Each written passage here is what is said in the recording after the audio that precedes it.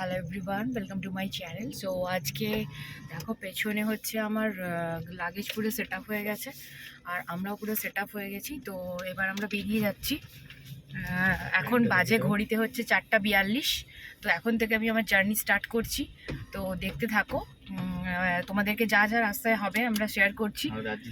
আর দার্জিলিংয়ে যাচ্ছি। এবার প্রথমে আমরা শিলিগুড়ি হচ্ছে আমাদের স্টপেজ। শিলিগুড়িতে আমরা হোল্ড করবো। এবার আজকে শিলিগুড়িতে পৌঁছাবো। এবার দেখছি কতদূর কি করতে পারি, শিলিগুড়ি অবধি যেতে পারি না তার আগে কি টাইমিং বা তোমাদের টোল সমস্ত কিছু তোমাদেরকে জানাবো এক এক করে। আর আমার সঙ্গে থাকো, দেখতে থাকো। তো চলো এখন রাখি, বেরিয়ে পড়ি।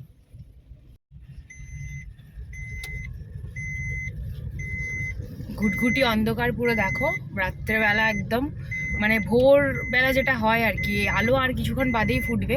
তো আমরা বেরিয়ে পড়েছি। তো আমরা এখন কেশপুর মুখবাসন রোডটার মধ্যে রয়েছি। এটা এখন কেশপুর এখনো ঢুকিনি, এখনো ঢুকবো কেশপুর। আমরা কেশপুর হয়ে বর্ধমান হয়ে মোরগ্রাম হয়ে যাচ্ছি, এটা হচ্ছে আমাদের রুট। তো তারপরে দেখতে থাকো আমরা কিভাবে কি পরিস্থিতির মধ্যে দিয়ে যাই, কিভাবে কীরকম কি সিচুয়েশন ফেস করি, সব কিছু তোমাদের সাথে শেয়ার করব।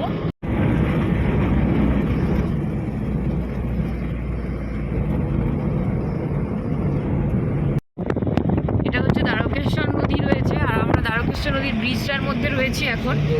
আর মাঝখানে কামারপুকুরের উপরে রাস্তাটা একটু খারাপ ছিল, বাকি রাস্তাটা বেশ সুন্দর রয়েছে আর কোনো অসুবিধা হওয়ার কথা নেই। যদি ঠিক মতনভাবে চালানো যায় ভালোই আছে, অসুবিধে নেই। আর নদীতে এখন জল কম প্রায়। বর্ধমান ঢোকার আগের এই রাস্তাটার এখানটায় একটা কাজ হচ্ছে, তো তার জন্য এখানটা একটু বেশ জ্যাম রয়েছে। আমরা আর কিছুক্ষণ বাদেই বর্ধমান ক্রস করব। অবস্থা খারাপ করে দিবে বলে ফাঁকা।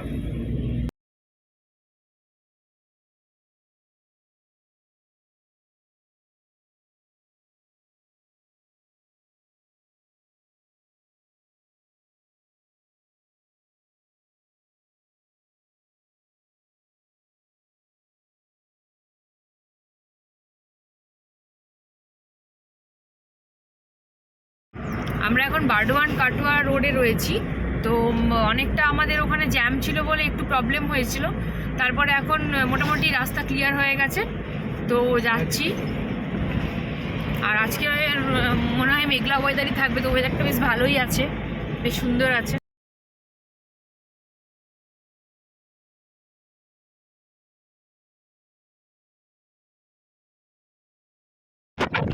আমরা এখন বহরমপুরে রয়েছি। তো বহরমপুরে রোড কন্ডিশনটা খুবই খারাপ রয়েছে।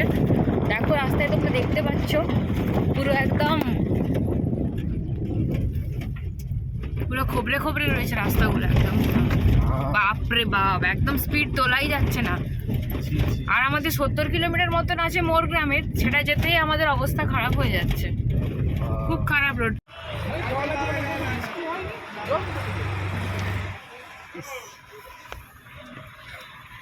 রাস্তার অবস্থা দেখো। আমরা এখন ময়ূরাক্ষীর উপরে যে ব্রিজটা রয়েছে ওটা ক্রস করছি। আর রাস্তা বহরমপুর মুর্শিদাবাদের রাস্তা জঘন্যতম রাস্তা, জানি না কি করে এরা কি করে বলার করে টাইপের রাস্তা, পিচ্ছি টাইপের রাস্তাঘাট। প্রায় 10 থেকে 12 কিলোমিটার মতো জঘন্য রাস্তা, জঘন্য।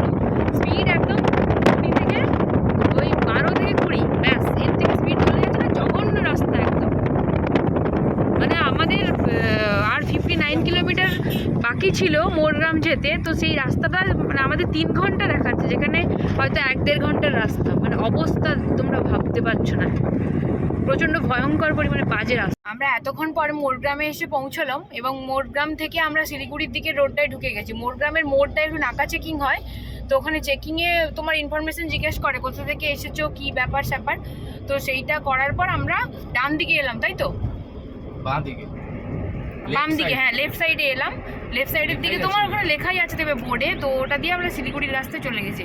আর এখানে এসে একটু শান্তি হলো, মানে 2 ওয়ে রয়েছে। আর এতক্ষণ যে জ্যাম আর বিরক্তিকর লাগছিল তার থেকে একটু শান্তি পেলাম, এবার শান্তি পেলাম। উফ, মোরগ্রাম থেকে উঠে যে হাই রোডের উপর দিয়ে যাচ্ছি, তো সেখানে একটা ধাবা দেখলাম। আর ওই ধাবাটাতে আমরা একটু লাঞ্চটা সেরে নেবো। তারপরে দেখা যাক, অর্ডার দিয়ে দিয়েছি, এখন আসেনি, অর্ডার দিই, তারপরে দেখি কি আসে, তোমাদেরকে সেটা শেয়ার করছি। আর বাকি হচ্ছে একটুখানি বসি, একটা ভীষণ ঠান্ডা আর খুব রিল্যাক্সেশন লাগছে। এই যে ও বসে আছে এখানে। কেমন লাগলো একটা গাড়ি চালিয়ে? দিতে খুবই ভালো লেগেছে, কিন্তু সবচেয়ে খারাপ হচ্ছে ওই মুর্শিদাবাদের বহরমপুরের রাস্তা সবচেয়ে খারাপ হয়েছে। আর এমনি বাকি পড়াটা ঠিকঠাক ছিল তো? এই রাস্তা ঠিক আছে। আমাদের থালি চলে এসেছে। ও নিয়েছে স্পেশাল থালিটা, কারণ আমার একটু হালকা খেতে ইচ্ছে করছে বলে আমি নর্মাল থালিটা নিয়েছি। তো তারপর খেয়ে দেখো টেস্ট কেমন হয়, তোমাদেরকে দেখো জানাচ্ছি। খেয়ে নিই, তারপরে লাঞ্চটা করে নিই, তারপরে তোমাদের আসছি। হয়ে গেল, আমরা এখন বেরোবো। ওই বিলটা পেমেন্ট করে দিয়েছি, তুমি আসলে এখন ওদের স্টাফের ব্যবহার খুবই ভালো, তোমরা এসে নিতে পারো। মুরগা যে বেরিয়ে যখন হাইরোড দিয়ে আসবে, ন্যাশনাল হাইওয়ে ঠিক সামনে পা দিকে পড়বে প্যালেস।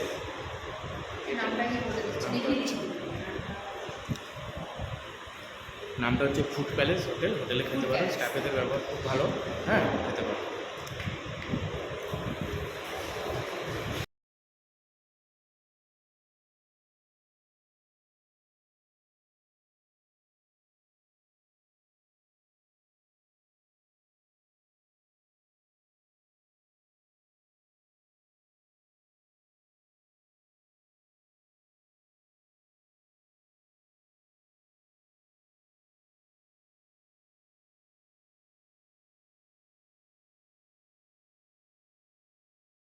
এটা হচ্ছে প্রথম টোল আমাদের, মনে হয় আজকে মানে জার্নির প্রথম টোল এটা। তো দেখো কত টাকা কাটছে, তোমাদেরকে আমি জানাচ্ছি। এখন টোলে দাঁড়াই।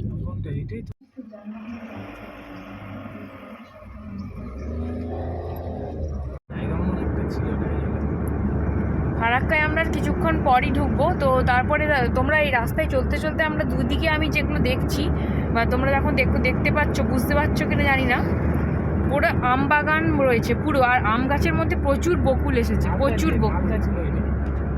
না, ওটা মালদা না, মালদা যেতে আর কি। ওই মুর্শিদাবাদের পুরো মুর্শিদাবাদের ওই ফারাক্কা থেকে শুরু করে মালদা, মানে দুদিকে পুরো আম বাগানে ভর্তি, আম বাগান ভর্তি, আম বাগান। আর তাতে প্রচুর বকুল হয়েছে। ফারাক্কা ক্রস করছি, ফারাক্কার উপর দিয়ে যাচ্ছি। দারুণ সুন্দর দেখতে।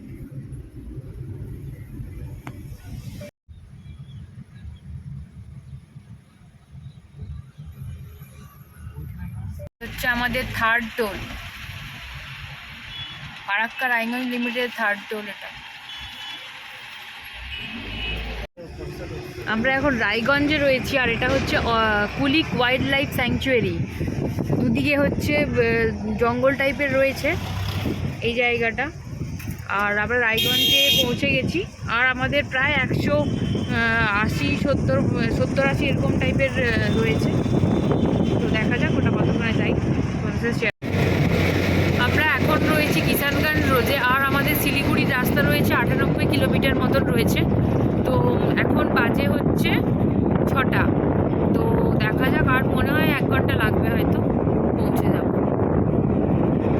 সন্ধে রাতের বেলা